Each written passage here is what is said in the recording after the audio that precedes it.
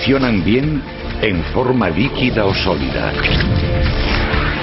Las máquinas más grandes y las más pequeñas dependen de los lubricantes.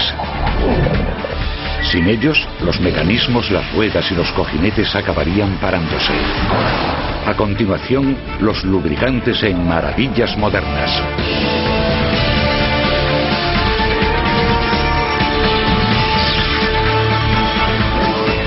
Los lubricantes.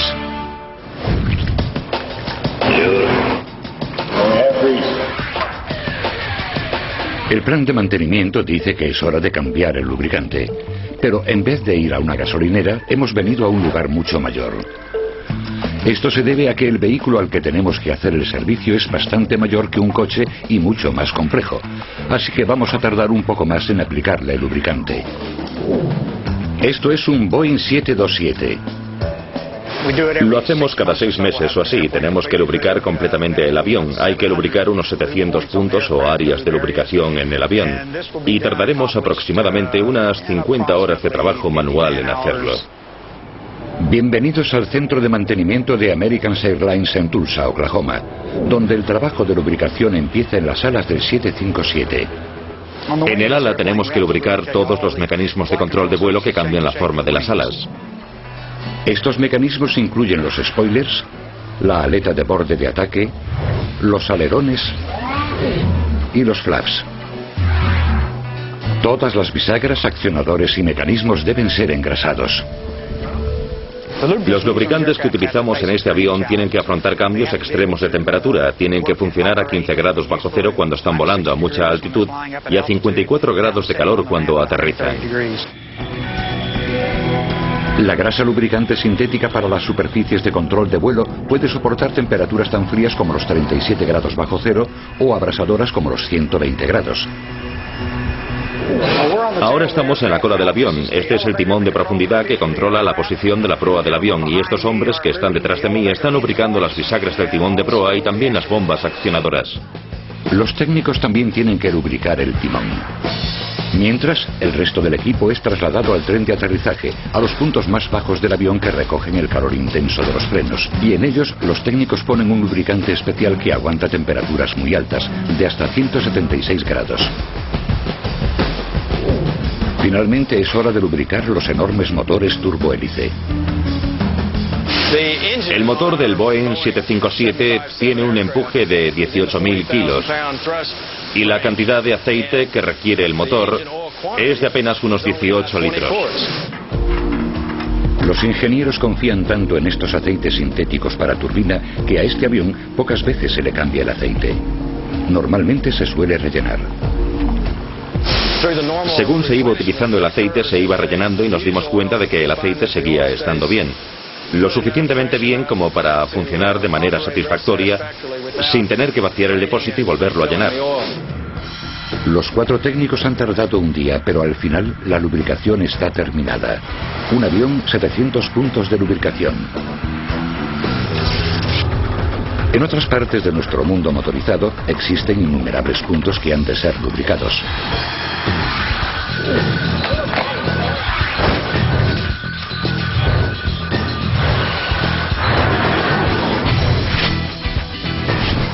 Y existe un número enorme de lubricantes para hacer este trabajo.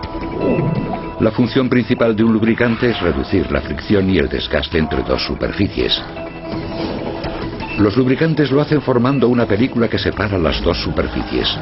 Si comprimimos esta película, el resultado podría ser un fallo mecánico.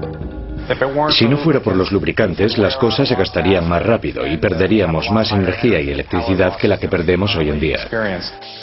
Los aerogeneradores someten al lubricante a una prueba especialmente dura, ya que en 20 años la estructura giratoria debe soportar más de 1 trillón de ciclos.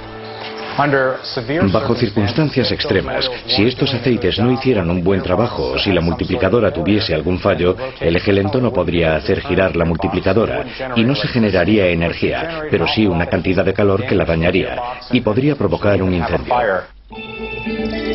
Solo una adecuada lubricación puede prevenir esta situación. Pero los 92 metros de altura hacen que la lubricación se convierta en una tarea de altura. Una vez aplicados, los lubricantes deben sobrevivir a grandes presiones producidas por un rotor de 34.000 kilos y también deben luchar contra los elementos. Se utilizan sobre todo en zonas con condiciones climáticas muy duras. Son lugares remotos, normalmente expuestos a condiciones de humedad muy duras, como también a temperaturas extremas y de mucho viento. Un aerogenerador normalmente funciona unas 20 o 22 horas al día, al contrario que un automóvil que se suele utilizar solo 1 o 2 horas al día. Los lubricantes deben soportar estas duras condiciones durante largo tiempo. En lugares remotos, el aceite de la multiplicadora del aerogenerador puede estar hasta 7 años sin cambiarse. Si el aceite se descompone dentro de la multiplicadora del aerogenerador y no hay una lubricación adecuada, se producirá un deterioro prematuro de la multiplicadora. Para evitar estos casos, los químicos han inventado un aceite sintético que los técnicos introducen en la multiplicadora en fábrica. El lubricante puede aguantar temperaturas extremas y durar años. Al ser más denso que, pongamos, el aceite de un coche, puede aguantar fuertes cargas mecánicas. Y para reducir el deterioro de la multiplicadora, el aceite contiene partículas de un lubricante sólido, bisulfuro de molibdeno. Hacemos muchas cosas para asegurarnos de que el aceite de dentro de esta multiplicadora se mantiene a una temperatura adecuada, una temperatura y limpieza apropiadas. Y para ello en la multiplicadora hay un sistema para enfriar el aceite y también hay un sistema para calentar el aceite. Este es un sistema de filtración para la multiplicadora, que es fundamental para obtener un aceite limpio y frío que llegue a todos los engranajes. Los orígenes de los lubricantes se remontan mucho más atrás que el último cambio de aceite. Tenemos pruebas de que uno de los primeros descubrimientos de lubricantes se produjo en Mesopotamia y data de alrededor de 3250 a.C. Descubrieron un antiguo torno de alfarero con restos de lubricantes hidrocarbúricos, quizás de un rezumadero de petróleo de la zona. Algunas piezas arqueológicas encontradas en cementerios egipcios revelan que también otro tipo de ruedas antiguas eran lubricadas. Varios carros de guerra extraídos de las tumbas egipcias mostraron restos de lubricación en los ejes.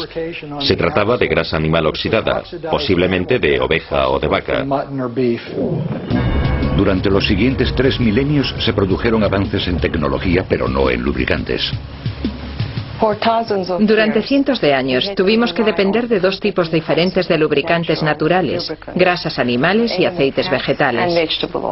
Un buen ejemplo sería el aceite de oliva y en lo que respecta a grasas animales, el sebo de vaca. Incluso una maravilla de la ingeniería medieval como el reloj mecánico fue seguramente lubricado con grasas animales. En climas áridos y cálidos el lubricante elegido era el aceite de oliva y en China el aceite de soja. En el noroeste de Europa, la grasa de cerdo y el sebo. La revolución industrial trajo consigo una serie de innovaciones tecnológicas, pero había muy pocos lubricantes nuevos para estas máquinas. Sin embargo, existen documentos de esa misma época que hablan de uno de los primeros lubricantes sólidos, el grafito. Los obreros molían el mineral hasta conseguir un polvo untuoso que era usado en las fábricas tanto para máquinas pequeñas como grandes. ¿Por qué el grafito es untuoso? Tiene una estructura cristalina que está compuesta de fuertes uniones entre átomos de una misma capa, pero uniones muy débiles entre átomos de capas diferentes. Esto permite que las capas se deslicen fácilmente. Pero al final, las innovadoras máquinas de la revolución industrial fueron lubricadas con lo mismo de siempre, pero con un nuevo ingrediente. Estaban utilizando los mismos lubricantes, grasa de oca, grasa de cerdo, aceite de palma, cosas así. Pero empezaron a hacer combinaciones exóticas. Sin embargo, hubo un lubricante orgánico en esa época que triunfó sobre los demás. Un hidrocarburo líquido producido por el cachalote. El aceite de cachalote es un éster natural y soporta mejor la oxidación. No se pone rancio ni huele mal, y además es un excelente lubricante. El primer tanque lubricante del mundo. El aceite de cachalote tenía unas propiedades realmente únicas, porque se conservaba bien, aguantaba bien las altas temperaturas y no se descomponía tan rápidamente como otros aceites vegetales o animales, así que se convirtió en el lubricante estrella, por así decirlo. La caza del cachalote para obtener su aceite duró desde 1700 a principios de 1980. El líquido era extraído de la grasa de la ballena y de su enorme cavidad craneal, una característica única en comparación con otras especies de ballenas. El aceite de cachalote era usado para instrumentos de alta precisión como relojes, maquinarias de alta velocidad y otros equipamientos delicados que necesitaban lubricación. Pero durante la revolución industrial, la gente usó el aceite del cachalote sobre todo para alumbrarse. Era el combustible más utilizado en las lámparas de aceite. Y debido a este uso del aceite, estas preciosas criaturas fueron cazadas casi hasta su extinción y empezó a resultar muy caro disponer del aceite de cachalote. Así que comenzó la búsqueda de otro combustible para reemplazar al aceite de cachalote. Una posibilidad: el petróleo. Durante siglos la gente que vivía en lugares en los que brotaba de forma natural a la superficie lo recogía para distintos usos. Los egipcios usaban el petróleo en sus avanzadas técnicas de momificación. Algunos nativos americanos sellaban sus canoas con él, mientras otros americanos incluso lo bebían para mejorar su salud. A principios del siglo XIX había muchas personas que tenían estos aceites y los vendían como remedio para todo tipo de males, para curarlo todo, desde ictericia a enfermedades del hígado y la gota. El petróleo tuvo una aplicación poco significativa hasta 1849, cuando unos científicos desarrollaron un proceso de destilación y crearon un combustible para lámparas de carbón, un aceite ligero llamado queroseno.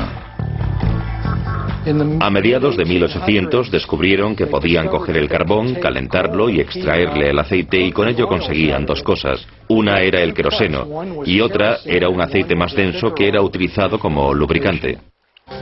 El queroseno era fácil de producir. Al quemarse olía mejor que el aceite de cachalote y no se estropeaba. Creaba menos humo, proporcionaba una luz más uniforme y brillante, y con el descubrimiento de poder simplemente sacar el aceite extrayéndolo del carbón de la tierra y crear un montón de queroseno, bajó muchísimo el precio del mismo, y provocó la retirada del aceite de cachalote del mercado de aceites para lámparas. En 1857 los farolillos de queroseno habían retirado completamente del mercado a las lámparas de aceite, pero los lubricantes de petróleo no habían reemplazado a las viejas grasas animales o los aceites vegetales, que eran más baratos de producir. Sin embargo, un nuevo método de producción de petróleo estaba a punto de revolucionar la lubricación y el mundo.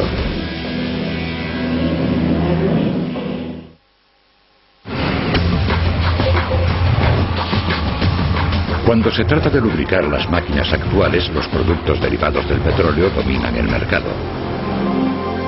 Es difícil imaginar que hace solo 150 años la mayoría de las máquinas eran lubricadas con compuestos vegetales y animales. Pero en 1859, en los campos de petróleo de Pensilvania, un empresario y aventurero, el coronel Edwin Drake, descubrirá el nuevo futuro de los lubricantes. El coronel Drake contrató a un equipo para que perforase la tierra, asegurándose así el suministro necesario. Perforó la tierra para construir un pozo, y al hacerlo descubrió petróleo, y esto cambió toda la industria de un día para otro, porque de repente había un suministro de, literalmente, cientos y cientos de litros de petróleo al día saliendo de la tierra. Y ese petróleo servía directamente para lubricar. Pronto los lubricantes hechos de petróleo crudo reemplazaron a los de plantas y animales. No solo eran más baratos, sino que aguantaban mejor el calor y no se pudrían. Los nuevos lubricantes engrasaban las ruedas de una enorme cantidad de máquinas nuevas, sobre todo las de los automóviles. Su popularidad tuvo un enorme impacto en los lubricantes. Los primeros aceites para motores eran crudos, literalmente. Entonces, básicamente eran crudos, directamente extraídos de la tierra con una mínima cantidad de purificación o refinamiento. Así que en ellos había un montón de impurezas y oxígeno del aire. Y dentro del motor se mezclaba con esas impurezas y podía llegar a formar un sedimento. Las temperaturas altas descomponían los aceites y las bajas hacían que fueran demasiado densos. Al aceite le costaba mucho subir desde el fondo del motor cuando estaba frío, de la misma manera que cuando el motor estaba caliente era mucho más fácil que el aceite se evaporara y saliese por el tubo de escape en forma de humo. En poco tiempo, los cambios en la temperatura supusieron cambios dramáticos en la viscosidad o densidad del aceite. En términos técnicos, la viscosidad es la resistencia a la fluidez. Las temperaturas frías potencian la viscosidad, mientras que el calor la reduce. Si calientas un líquido, las moléculas se separan y esto permite que los líquidos fluyan más fácilmente.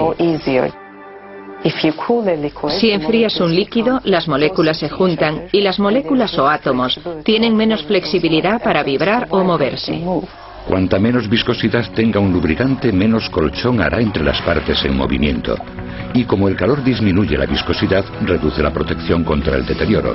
Pero el frío puede hacer que sea tan alta que las piezas giratorias no se puedan mover y por tanto el motor del coche no encenderá. En los años 20 las compañías de aceite buscaban la forma de solucionar este dilema y empezaron a fabricar aceites de baja viscosidad destilando el crudo a temperaturas más bajas. Según el clima, los conductores podían alternar entre un aceite más denso o más líquido. Por tanto, en invierno ponían un aceite mucho más líquido para que el arranque fuese más fácil. Y en verano tenían que cambiar a un aceite más denso para mantener esa película de aceite entre las partes móviles del motor. A principios de los años 50 las petroleras empezaron a fabricar aceites multigrado, cuya viscosidad cambiaba según las temperaturas. Hoy los conductores pueden usar el mismo aceite todo el año y los multigrados fueron el principio del aceite moderno para motor. Los aceites multigrado actúan como un aceite muy líquido a temperaturas frías para que sea más fácil arrancar el vehículo. Pero luego se convierten en más viscosos a temperaturas elevadas para que haya una película de lubricación que proteja las partes móviles. El secreto de los aceites multigrado es un aditivo, el polímero. Los polímeros son moléculas simples que se juntan para formar grandes estructuras moleculares. Cuando un aceite multigrado está frío, los polímeros se juntan, pero según el aceite se va calentando, los polímeros se separan formando largas cadenas que evitan que el aceite se haga más líquido. Los aditivos también ayudan a convertir al petróleo en una amplia variedad de lubricantes para así lubricar los 2000 puntos de fricción diferentes que existen en un coche normal. Los aceites de motor limpian y enfrían partes importantes del motor. El aceite de motor tiene que ser muy líquido y fluir con facilidad para que pueda acceder a las partes del motor cuando enciendes el coche por la mañana y subir hasta el tubo, pasar por el filtro de aceite, lubricar el cigüeñal, subir y lubricar el eje de leva y luego volver a bajar al fondo para iniciar el siguiente ciclo. El líquido de transmisión automática es un aceite ligero que es tintado de color rojo para que el líquido no sea confundido con el aceite de motor. El fluido de transmisión automática es menos viscoso que el aceite de motor porque necesita conseguir llegar a estos pequeños conductos y rincones dentro de la transmisión automática. Los aditivos en el fluido, llamados modificadores de fricción, aseguran que el embrague no se atasque durante el cambio de marchas. El aceite para engranajes lubrica el diferencial trasero. Es un aceite denso con un olor a azufre provocado por un aditivo que ayuda a aguantar presiones extremas. El aceite para engranajes difiere del aceite de motor en que es más viscoso, porque toda la potencia de la transmisión pasa por el piñón del diferencial y de este engranaje anular a las ruedas, así que necesita ser más viscoso para ayudar a mantener los dientes del engranaje separados. Las rótulas de un coche exigen un lubricante semisólido, la grasa lubricante. La grasa lubricante es una combinación de un lubricante líquido y uno más denso que actúa como una especie de esponja. Y la esponja ayuda a que el lubricante llegue a su lugar, a sitios raros donde un líquido no llegaría normalmente, o sería expulsado con los movimientos giratorios. El continuo desarrollo de nuevos aditivos ha hecho posible la creación de un universo de lubricantes de petróleo para una asombrosa gama de aplicaciones. Pero el mundo de la lubricación actual no está limitado a los productos extraídos de la tierra. Ahora podemos fabricar lubricantes desde cero. ¿Cómo conseguir que un enorme telescopio gire gradualmente? En los años 30 ese fue el reto de los ingenieros que diseñaron el telescopio Hale de 5 metros de diámetro en Monte Palomar, California. Este objeto con forma de herradura que está detrás soporta la parte norte del telescopio y este pesa más de 450.000 kilos.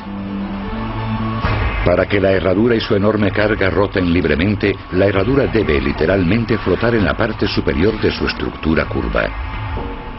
La herradura se lubrica porque está apoyada en unos cojines amortiguadores que tienen la clásica rueda dentada conocida como Babbitt, pero si solo se apoyara en estos cojines tendría un montón de fricción. Así que inyectamos aceite de alta presión de las bombas de más abajo en estos Babbitt y lo inyectamos a una presión lo suficientemente alta para que literalmente levante el telescopio hacia arriba y lo mantenga sobre una película de aceite. Cuando las bombas están conectadas, el aceite va saliendo gradualmente del cojín amortiguador a 25 kilos por centímetro cuadrado. Entonces vuelve a circular. Originariamente había un aceite especial para telescopios, el número 95, llamado Mobile Flying Horse, que fue compuesto especialmente para compensar las diferencias en la temperatura ambiental de cada estación. En los últimos años, Palomar se ha pasado del petróleo al aceite sintético, ya que es menos inflamable. Y los sintéticos también superan a los lubricantes de petróleo en muchos otros aspectos. Esta superioridad hizo que a principios del siglo XX surgiesen por primera vez intereses de comercialización. A principios de los años 20, la Standard Oil Company de Indiana desarrolló un primer proceso para crear hidrocarburos sintéticos y comercializarlos. Sin embargo, debido a una falta de interés y también a los altos costes de producción, el proceso fue abandonado después de la primera operación de prueba en planta. Durante ese mismo periodo, la compañía IG Farben de Alemania desarrolló el mismo proceso. En este proceso se creaba un hidrocarburo artificial a partir del carbón, a pesar de que con otras técnicas también se podían crear lubricantes sintéticos a partir de muchas cosas, desde petróleo hasta arena sílice. Las moléculas se hacen en el laboratorio a base de ingredientes naturales, fragmentándolos y luego reconstruyéndolos para formar una masa uniforme en tamaño, forma y peso. Y eso es lo que hace que el aceite sintético sea tan bueno. Puedes quitar lo que no quieres del aceite que extraes de la tierra. Con un aceite sintético empiezas a partir de un gas puro, por ejemplo, y creas un fluido de polímero de un par de gases puros que mezclas tú. Por tanto, sabes cuál va a ser el resultado final porque controlas los materiales base. Así que tienes un mejor control de cosas como el cambio de la viscosidad del aceite según la temperatura. Por otro lado, los lubricantes convencionales hechos de petróleo crudo contienen algunas moléculas que no quieres. Los aceites de petróleo son una mezcla de diferentes tipos de moléculas, incluyendo algunas que están rotas o son irregulares. Los primeros aceites sintéticos fueron desarrollados para evitar eso. Las moléculas defectuosas en el petróleo se adhieren fácilmente a las moléculas de oxígeno, y eso provoca oxidación, lo que descompone el lubricante. Pero a finales de los años 30 en Alemania, un gran problema era la escasez de petróleo.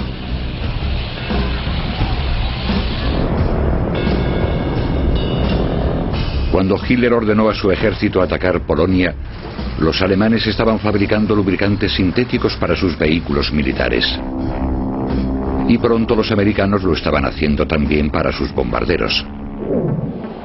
Pero fue el desarrollo en la posguerra de un nuevo avión, el caza, lo que más impulsó el desarrollo de los lubricantes sintéticos.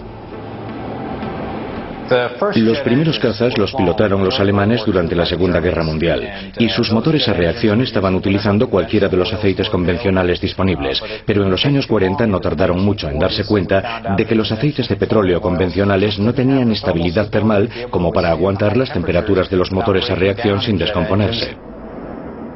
Las elevadas temperaturas del motor pueden oxidar el aceite y hacerlo más líquido. Los lubricantes sintéticos pueden aguantar mucho mejor que los aceites de hidrocarburo. Los cazas también pueden volar a una altura más elevada que los aviones a pistón. Su presión atmosférica es más baja, lo que provoca la evaporación de los lubricantes de petróleo. Los lubricantes de hidrocarburo tienen moléculas más pequeñas en la mezcla y estas moléculas más pequeñas se evaporarán o se consumirán, creando un vapor altamente inflamable.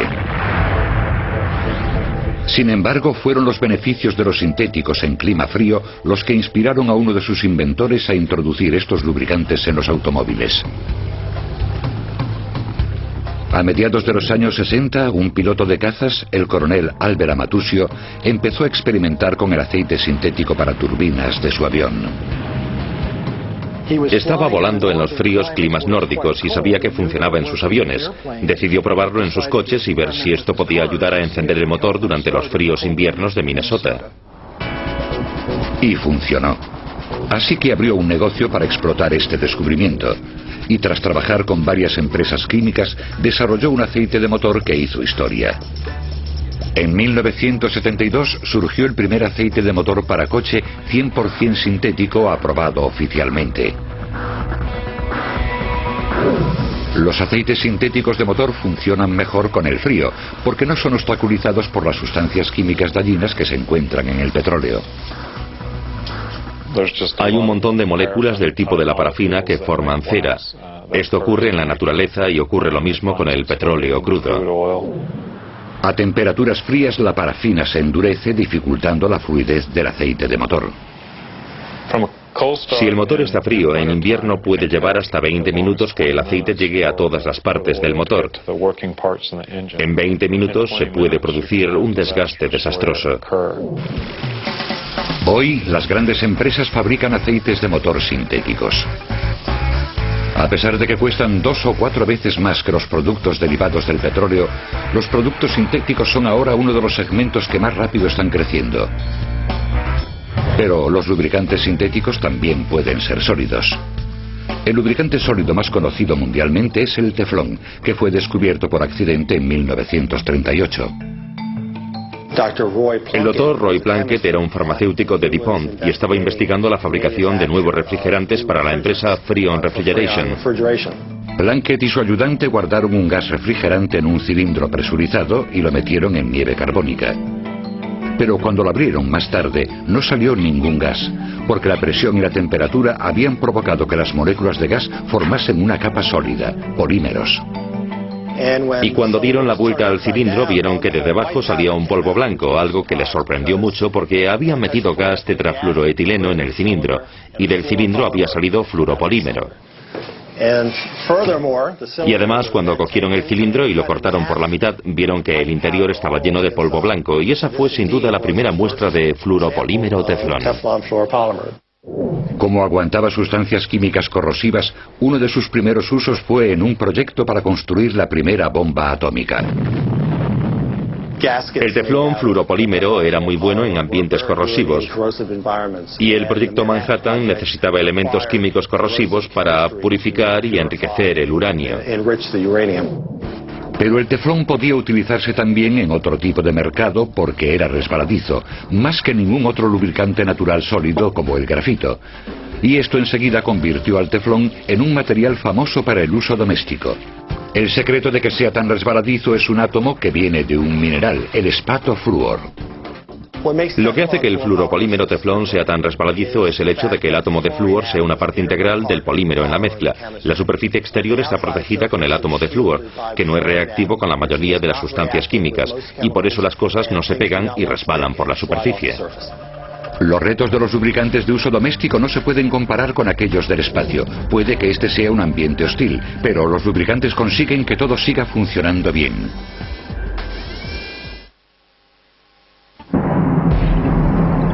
No es exagerado decir que la exploración del espacio depende de los lubricantes, porque, sin duda, el reino de la última frontera supone un nuevo reto para los lubricantes.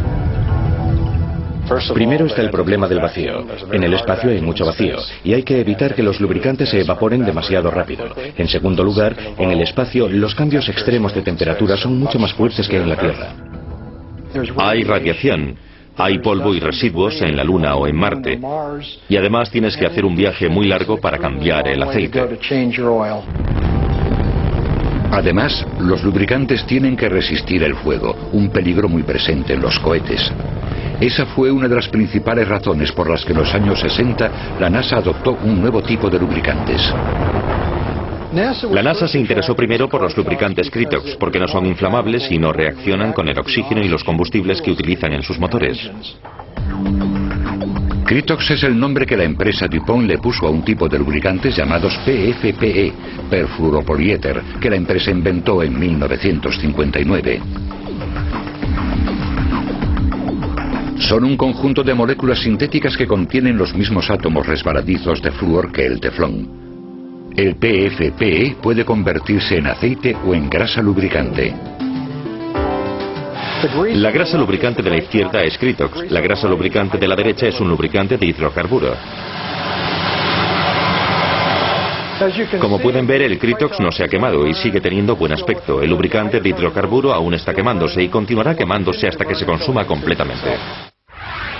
Y el PFPE tiene otras características que lo hacen perfecto para el espacio. Tarda más en evaporarse, es resistente a la radiación y funciona en temperaturas extremadamente frías. A temperaturas frías, el Critox supera a los lubricantes de hidrocarburo. Ambas muestras se han enfriado hasta 34 grados bajo cero. El Critox sigue líquido. Pero el hidrocarburo se ha congelado y está sólido. La NASA ha empleado el PFPE en todo, desde trajes espaciales a robots de exploración en Marte. El PFPE era la única opción para el frío de Marte. Marte suele ser un sitio bastante frío, y una de las mejores cosas de los aceites de fluorocarburo es que podemos adaptar su peso molecular y conseguir un aceite que fluya libremente a temperaturas muy bajas. A temperaturas de 37 grados bajo cero aún conseguimos que esté líquido. Los robots de Marte se lubricaron con PFPE desde su primera misión en 1997. Cada uno de los mecanismos que hace funcionar al robot depende de ellos. Tiene 6 ruedas, y 4 de esas 6 ruedas son las que lo guían. Hay una suspensión que está sujeta a las ruedas y se articula para que las 6 ruedas se mantengan en la superficie. Por aquí está la antena de elevada ganancia. Este es el cardan. Los 2 ejes del cardan también han sido lubricados con PFP y con esto nos comunicamos con la Tierra. El brazo mecánico del robot y su cabeza, que lleva cámaras en su interior, están también lubricados con PFPE. Pero este tiene un inconveniente que solo aparece en los ambientes de ingravidez. Como la mayoría de las cosas que no están atornilladas al suelo, su tendencia es salir volando. Uno de los mayores retos de la lubricación para el espacio es el ambiente de ingravidez o vacío, y en estas situaciones el lubricante tenderá a despegarse de la superficie a la que ha sido aplicado, lo que se denomina deslizamiento. La NASA cree que pudo ser este tipo de problema con el lubricante lo que provocó el fallo de los giroscopios de control en la Estación Espacial Internacional. La empresa Pensoil solucionó este problema en los años 80. Descubrieron que podían usar el material sobrante de sus refinerías para hacer un nuevo lubricante llamado Pensan. Pensan se hace a partir de ciclopentadieno, que es un derivado de la gasolina, y luego se mezcla con alcohol para obtener el producto final. Además de hacer las mismas funciones que un aceite, el hidrocarburo sintético puede transformarse en grasa, que en ambientes de ingravidez permanece quieta.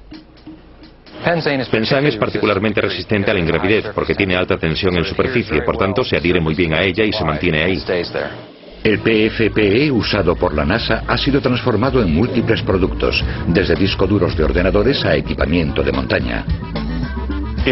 Trabajando con los productos de Critox nos dimos cuenta de que el PFPE era increíblemente bueno para los esquís y las tablas de snowboards.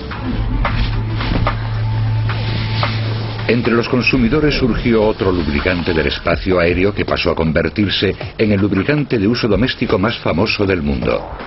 Fue inventado por una pequeña empresa de San Diego llamada Rocket Chemical. En 1953 los contrataron para solucionar un problema con un cohete.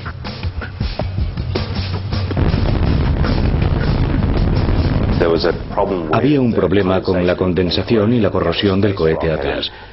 Y en estos tubos originales de los años 50 fue creada la fórmula del WD-40. La fórmula fue desarrollada por los químicos de aquí. Después de 39 intentos salió la fórmula 40. WD son las siglas en inglés de desplazador de agua. La fórmula 40 fue una solución magnífica a ese problema y a partir de ahí surgió la primera lata de aerosol de WD-40. El líquido funcionaba no solo como un anticorrosivo, sino también como un agente lubricante disolvente, penetrante y limpiador.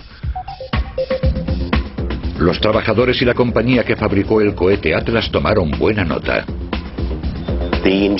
Los ingenieros y los trabajadores en planta encontraron muchos usos de este producto y se dieron cuenta de que el WD-40 resultaba muy útil en casa. Así que se lo llevaban a casa a escondidas, lo utilizaban y se lo contaban a sus amigos. De esta manera, el WD-40 acabó siendo utilizado en casa. Cuando los fabricantes del WD-40 vieron lo que estaba ocurriendo, decidieron sacar provecho y ponerlo en venta al público. De hecho, este producto fue uno de los primeros en fabricarse en spray. Ese cambio de formato hizo que para el consumidor fuera fácil utilizar esta marca. Por si no lo saben, la publicidad funcionó. La lata de WD-40 está en 8 de cada 10 casas estadounidenses. De hecho, está en probablemente más casas estadounidenses que la Coca-Cola. Y además, está en 160 países de todo el mundo.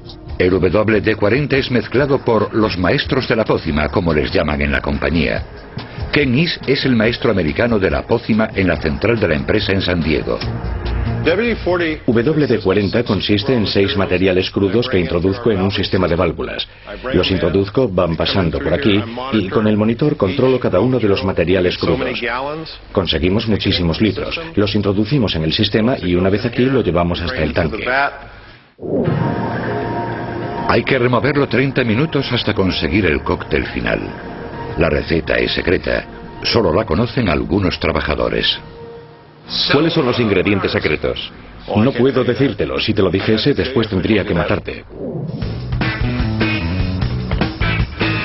A lo largo de los años, lo único que hemos podido deducir es que el WD-40 es una mezcla de destilados de petróleo, un disolvente de hidrocarburo y un aceite a base de petróleo. La fórmula se ha mantenido en secreto y bajo llave en una caja fuerte de un banco. Yo no sé la fórmula del WD-40, pero en ella hay lubricantes, fragancias y anticorrosivos que se juntan para confeccionar una fórmula que hace muchísimas cosas. Pero cuando se trata de las máquinas del mañana, como los microaparatos y los nuevos motores a reacción, hay cosas que los lubricantes de hoy no pueden hacer. Estas máquinas dan problemas que exigen nuevas soluciones de lubricación.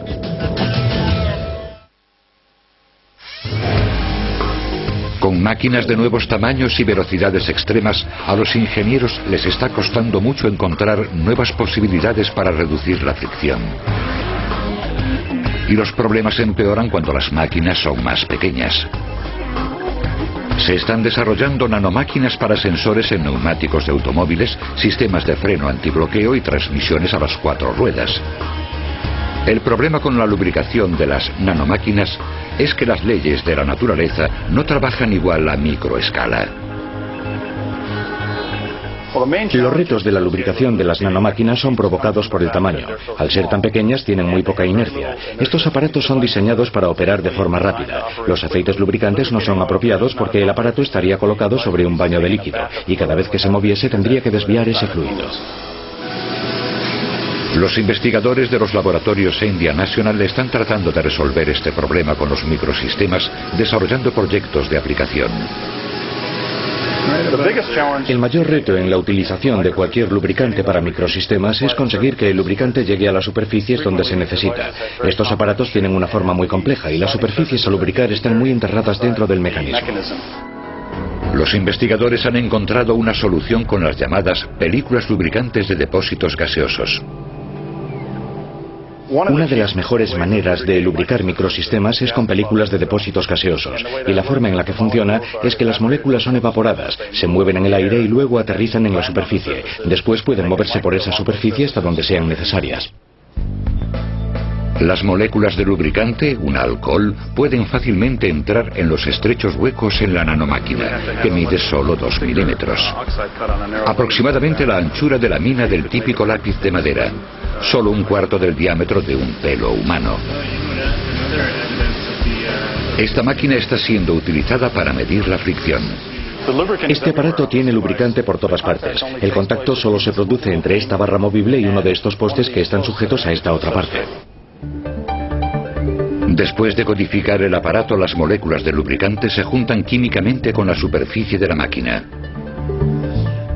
Las moléculas de esta película pueden ser modificadas para tener un extremo pegajoso que reaccione con la superficie de silicona y se pegue, y otro resbaladizo sobre el que las cosas se deslicen fácilmente.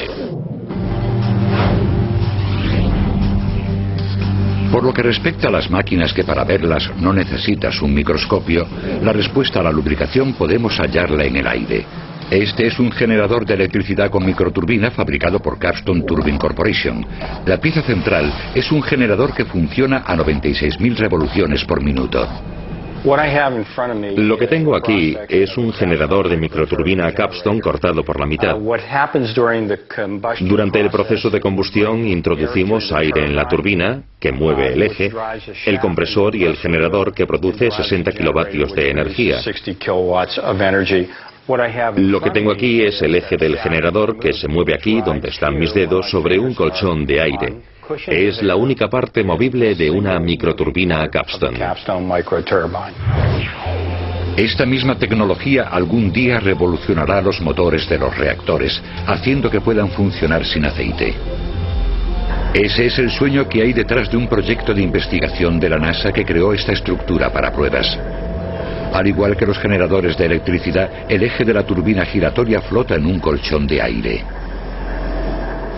La ventaja del aire en comparación con los lubricantes convencionales es que da menos problemas.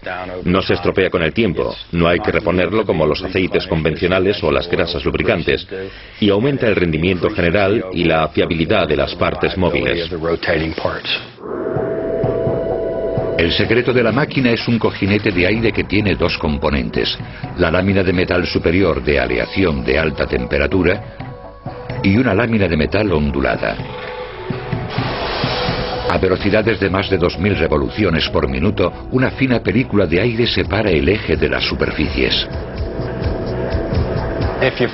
Si introduces este tipo de cojinete de aire en los motores a reacción, resulta que no solo puedes eliminar el 15% del peso del motor, sino que puedes también eliminar la mitad de los gastos de mantenimiento del motor.